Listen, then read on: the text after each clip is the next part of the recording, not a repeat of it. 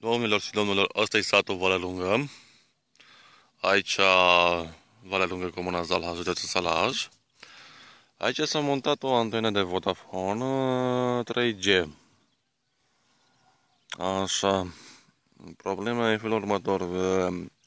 Partea de voce este ok, dar e problema la viteză de acoperire. Viteza e foarte slăbuță. Dolanul numai cam 11 megapixel, iar upload doar de 1 mega. La oraș văd că viteza e un pic mai mare ca și la sate. Nu știu, sper să se rezolve și să fie totul ok. O zi bună, la revedere!